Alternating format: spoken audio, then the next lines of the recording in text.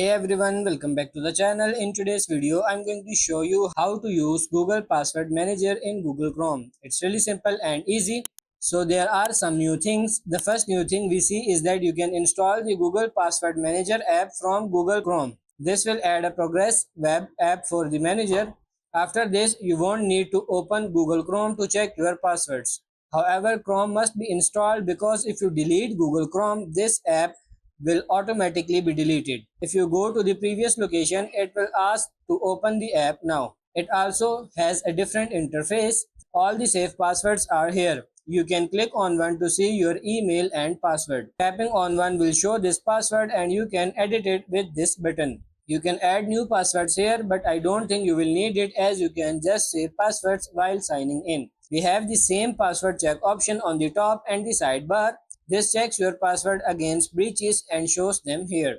We have weak passwords here as well. You can change a password by clicking on this button, Change Password. It doesn't go to the password page all the time, but it does go to the website. You also have your unused passwords. Those are the ones that you haven't used recently. And the most important and the compromised password feature, this will show your password breaches. You can change those passwords or delete them from here if you have already changed any. Lastly, the app comes with this settings tab where you can modify options. You can sign into website automatically by enabling this option.